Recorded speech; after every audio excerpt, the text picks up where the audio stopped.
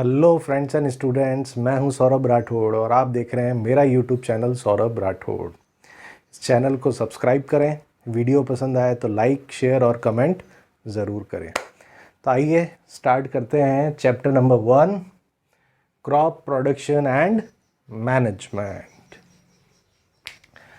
सो सबसे पहला question arise होता है दैट व्हाट इज क्रॉप।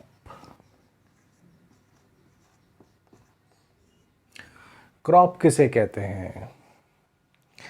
अगर एक ही तरह के प्लांट्स बहुत बड़ी लैंड पे, बहुत लार्ज स्केल पे ग्रो किए जाएं तो उसे क्रॉप कहा जाता है।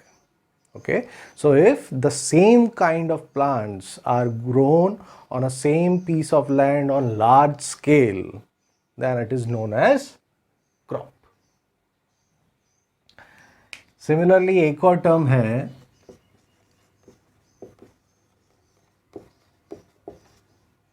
agriculture. Now see, this term is made up of two words, agri and culture. Actually ये वर्ड्स लैटिन लैंग्वेज में से लिए गए हैं। एग्री का मीनिंग है field and culture is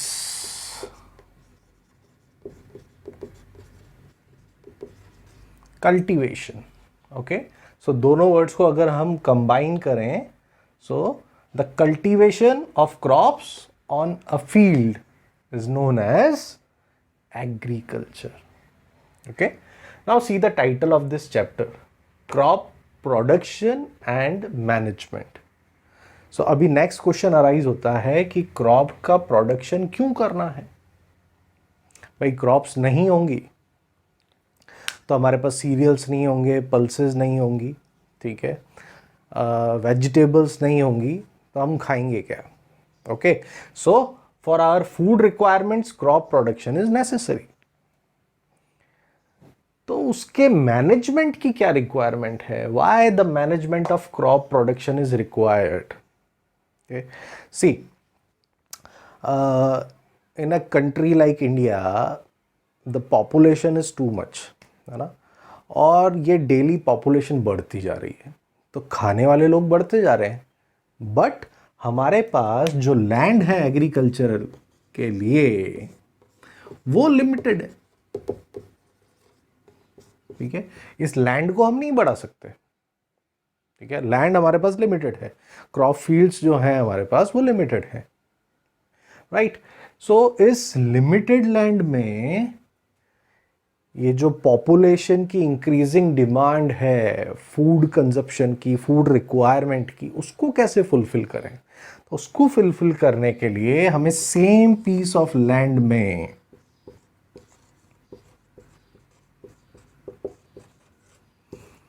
crop production की क्वांटिटी को बढ़ाना पड़ेगा।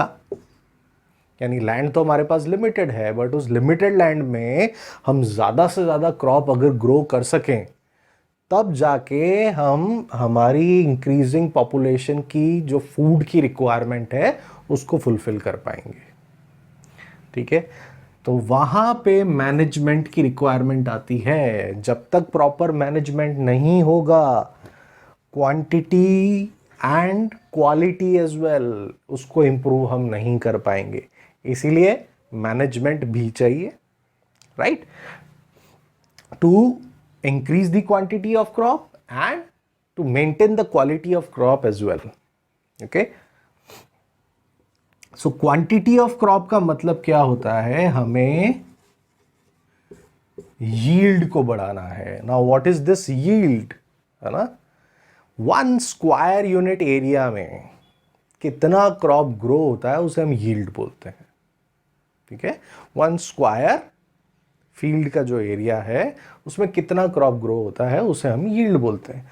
मान लेते हैं कि किसी एक क्रॉप फील्ड में कोई फार्मर है जो वीट ग्रो करता है और वो 10 क्विंटल 10 क्विंटल्स वीट प्रोड्यूस करता है एवरी ईयर, है ना। बट अगर वो उसको और अच्छे से मैनेज करेगा, नई नई टेक्निक्स फार्मिंग की यूज़ करेगा, बेटर टेक्निक्स यूज़ करेगा, तो हो सकता है कि उस 10 क्विंटल से ज़्यादा वो सेम पीस ऑफ लैंड में वीट प्रोड्यूस कर दे, इट मीन्स यील्ड बढ़ जाएगी।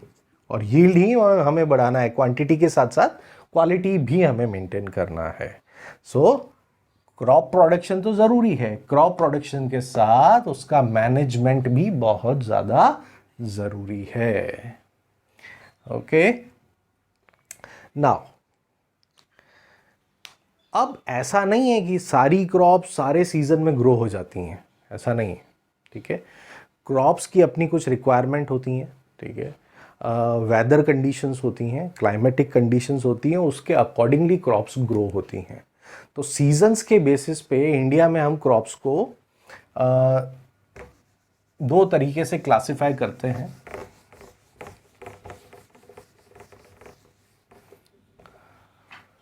On the basis of season, crops can be classified into kharif crops and rabi crops. Kharif crops कौन सी क्रॉप है? जो रेनी सीजन में ग्रो होती है।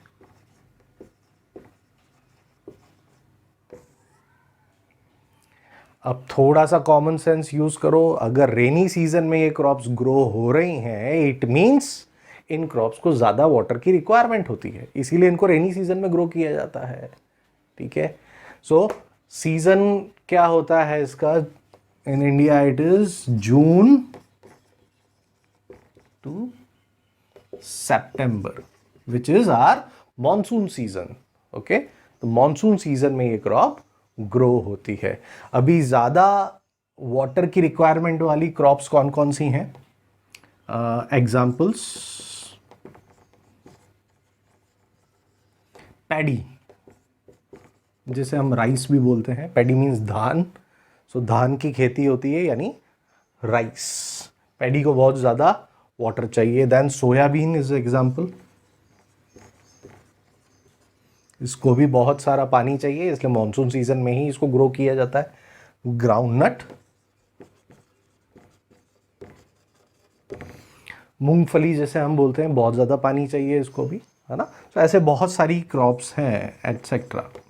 Okay, so these crops are grown in rainy season और the monsoon season because they require lot of water. Rabi crops, इनको winter season में grow किया जाता है। अभी विंटर सीजन का ड्यूरेशन इंडिया में October to the start of March. Okay, so generally cereals grow किए जाते हैं इनमें। एग्जाम्पल्स आर व्हीट, ग्राम, चना जिसे हम बोलते हैं। Okay, wheat, gram, P, etc. Okay, so on the basis of season we can classify crops into two categories: kharif crops and rabi crops. Okay, kharif crops which are grown in rainy season, that is June to September. Examples are paddy, soybean, groundnut, because they require lot of water. Rabi crops, the crops which are grown in winter season, सर्दियों में उगाया जाता है इनको, अक्टूबर to March approximately ये duration है इसका। Wheat, gram, pea, etc. are the examples of the crops. Okay, yes. So next topic is agricultural practices. Agricultural practices. So agricultural practices means practices which are required for agriculture. Agriculture करने के लिए जो steps हैं, जो methods हैं, जो process है ना, उसे प्रैक्टिसेस बोलते हैं। तो ये जो सारे प्रोसेस हम स्टेप बाय स्टेप यूज करते हैं, उसे हम क्या बोलते हैं? Agricultural practices. तो सिंपल सी डेफिनेशन क्या हो गई? The practices which are required for agriculture is known as agricultural practices. Okay, so the sequence is first one,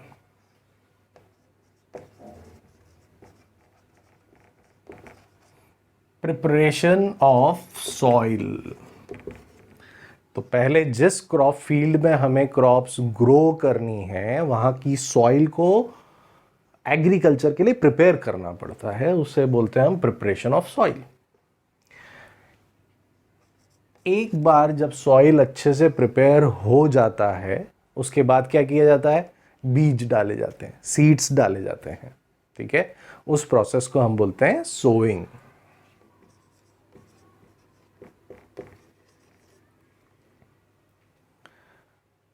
sowing के बाद सीड्स को न्यूट्रिशन की रिक्वायरमेंट होती है, सो मैन्योर और फर्टिलाइजर्स ऐड किए जाते हैं। So adding manures and fertilisers. Fourth agricultural practice, ये सब करने के बाद सबसे इंपॉर्टेंट एग्रीकल्चरल प्रैक्टिस जो डेली बेसिस पे करना पड़ता है फार्मर को, irrigation. Irrigation means supply water to the crops on timely basis, time to time crops को वाटर प्रोवाइड करना। So next one is irrigation. Okay, जब ये सारे agricultural practices time to time और प्रॉपरली मैनेज्ड वे में हो जाएंगे, उसके बाद क्या होगा, क्रॉप जब ग्रो हो जाएगी या ग्रोइंग प्रोसेस में होगी तब उसको वीड से बचाना पड़ेगा। Protection from weeds. Now what is weeds? Weeds are unwanted plants, वो प्लांट्स जो नहीं चाहिए हमें, the plants which are not required, undesirable plants, unwanted plants जो अपने आप ग्रो हो जाते हैं, फार्मर कभी उसको ग्रो नहीं करता, तो उनको हटाना पड़ता है, क्रॉप्स को प्रोटेक्ट करना पड़ता है वीड्स से, अदरवाइज वीड्स उस क्रॉप को डैमेज कर देते हैं। So later we will discuss this particular topic in detail in this chapter only, है ना। सो आगे जाके इसको अच्छे से, जब ये स्टेप आएगा तब अच्छे से इसको डिस्कस करेंगे। So protection from weeds. Sixth one, ये सब करने के बाद जब क्रॉप प्रॉपरली फुल्ली मैच्योर हो जाएगा तो फसल को काटना पड़ेगा। फसल की कटाई का समय आ जाता है, तो उस प्रोसेस को क्या बोलते हैं हम, harvesting. Cutting the mature crop. Last agricultural practice, harvesting के बाद ऐसा नहीं है कि डायरेक्टली मार्केट में ये पहुंचा दिया जाएगा, है ना, उसमें टाइम लगता है। और उससे पहले जब तक ग्रेन्स को सेपरेट किया जाएगा क्रॉप से, उसको स्टोर करके रखना पड़ता है ना। तो the last agriculture practice is storage of the crop और the grains or the vegetables, whatever it is. Okay, so these are 7 different agricultural practices. Again repeating, agricultural practices का मतलब the practices which are required for agriculture. Okay, so these are nothing but the different methods in sequence which are used by farmer for doing agriculture. एक के बाद एक जो अलग अलग steps हैं farmer use करते हैं agriculture के लिए, उसे हम बोलते हैं एग्रीकल्चरल प्रैक्टिसेस। तो सबसे पहला एग्रीकल्चरल प्रैक्टिस है प्रिपरेशन ऑफ सॉइल। सॉइल को कैसे प्रिपेयर किया जाता है और सॉइल को प्रिपेयर करने की रिक्वायरमेंट क्या है। ओके, सॉइल को प्रिपेयर करने के लिए सॉइल को लूज किया जाता है ना।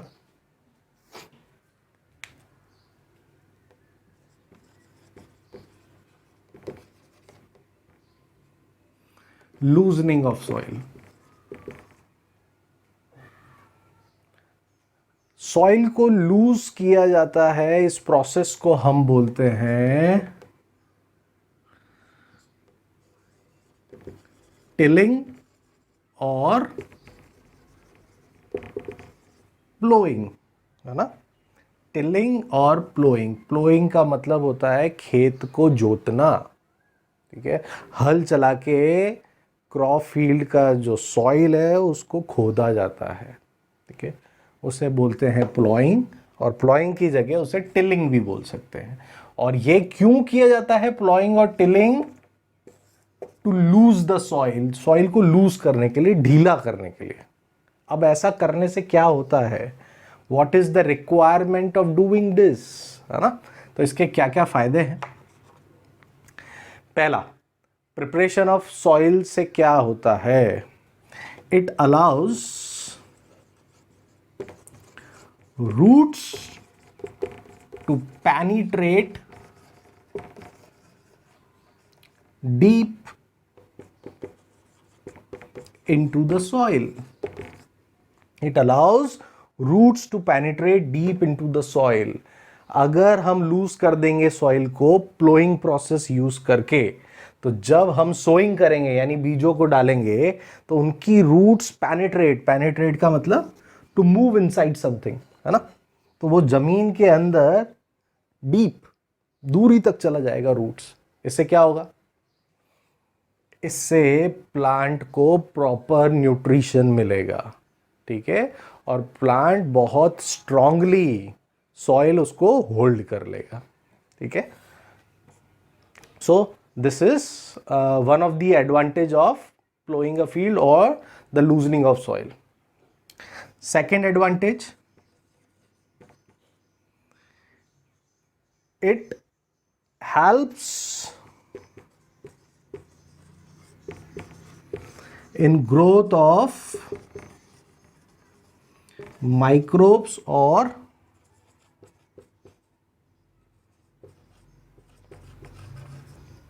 अर्थवॉर्म्स, है ना।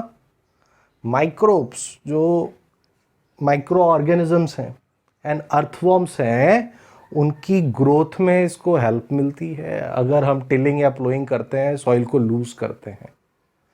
क्योंकि सॉइल को जब हम लूज कर देते हैं तो एयर बहुत डेप्थ तक पहुंच पाता है, सनलाइट ज़्यादा डेप्थ तक पहुंच पाती है, जिससे क्या होता है, माइक्रोब्स का सर्वाइवल अच्छा होता है, माइक्रोब्स बढ़ते हैं, अर्थवॉर्म्स की ग्रोथ भी अंदर बढ़ जाती है।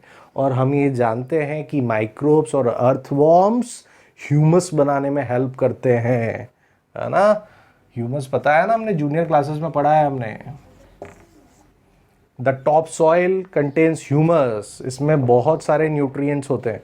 सो ये कौन बनाने में हेल्प करता है, माइक्रोब्स एंड अर्थवॉर्म्स। और माइक्रोब्स और अर्थवॉर्म्स की ग्रोथ कब बढ़ेगी, जब सॉइल प्रॉपरली कैसा हुआ होगा, लूज हो चुका होगा। इससे क्या होगा, एयर है, सनलाइट है, ज़्यादा डेप्थ तक जाएगा, तो माइक्रोब्स और अर्थवॉर्म्स प्रॉपरली सर्वाइव कर पाएंगे, ठीक है। एंड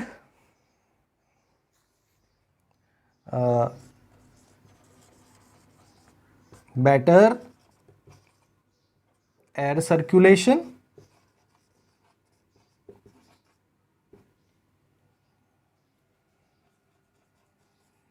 and sunlight, ठीक है। तो जितना ज़्यादा प्रॉपरली लूजनिंग करेंगे हम सॉइल का, उतना ही ज़्यादा डेप्थ तक एयर पहुंच पाएगी, तो एयर का सर्कुलेशन बढ़ेगा और सनलाइट भी ज़्यादा डेप्थ तक पेनिट्रेट कर पाएगा, okay. So it would be good for the crop, right. So these are the advantages of loosening of soil, and the process by which the soil is loose is known as tilling or plowing, ठीक है। Ploughing होता है प्लो से, प्लो का मतलब हिंदी में जैसे हम बोलते हैं ना हल, है ना, तो खेतों में हल चलाया जाता है, उस प्रोसेस को बोलते हैं प्लोइंग। प्लोइंग और टिलिंग भी बोल सकते हैं, okay. So these are the advantages of preparing of soil. तो ये सबसे पहला स्टेप था, सबसे पहला एग्रीकल्चरल प्रैक्टिस।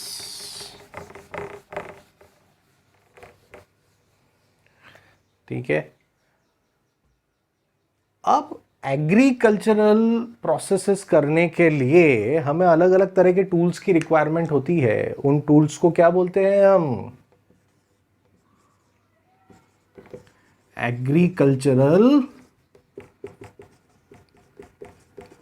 implements.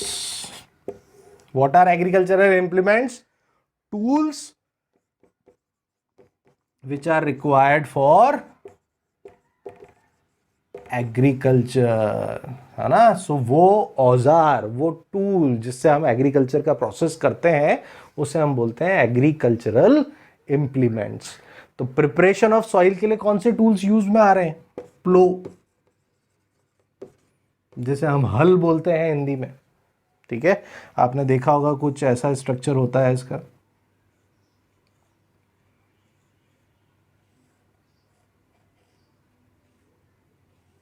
राइट, और इसको बैल के साथ लगा दिया जाता है और बैल को पूरे फील्ड में घुमा दिया जाता है। सो ये शार्पन एंड की हेल्प से सॉइल कैसा हो जाता है? लूज हो जाता है, तो पूरा खेत का प्लोइंग हो जाता है। Right, so this is a plough. Similarly ऐसा ही एक इंप्लीमेंट होता है जिसे हो बोलते हैं। ठीक है, अगर फार्मर का क्रॉप फील्ड छोटा है ना, और फार्मर वेल इक्विप्ड नहीं है, तो वो ये ट्रेडिशनल टूल्स यूज करेगा, ट्रेडिशनल इंप्लीमेंट्स यूज करेगा। बट अगर क्रॉप फील्ड बहुत बड़ा है ना, and the farmer is well equipped, farmer के पास काफ़ी पैसा है, वेल इक्विप्ड है, तो वो प्लो और हो की जगह पे कल्टीवेटर भी यूज कर सकता है। अब ये कल्टीवेटर क्या होता है? कल्टीवेटर भी प्लो जैसा ही होता है, कुछ ऐसा स्ट्रक्चर होता है इसका, और नीचे यहाँ पे हुक्स लगे होते हैं। Okay, something like this.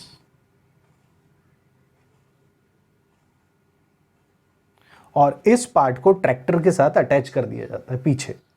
ठीक है, तो जैसे जैसे ट्रैक्टर मूव करता है क्रॉप फील्ड में, कल्टीवेटर भी उसके साथ मूव करता है, और ये शार्पन एंड से क्रॉप फील्ड का प्लोइंग होता जाता है।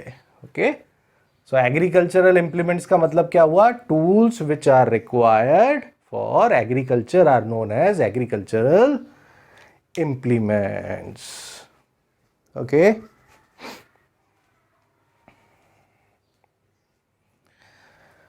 सो फ्रेंड्स, आज के लेक्चर में सिर्फ इतना ही। मैं हूं सौरभ राठौड़ और आप देख रहे हैं मेरा YouTube channel Saurabh Rathore. Channel को सब्सक्राइब करें, वीडियो पसंद आए तो लाइक, शेयर और कमेंट ज़रूर करें। जय हिंद, जय भारत, नमस्कार।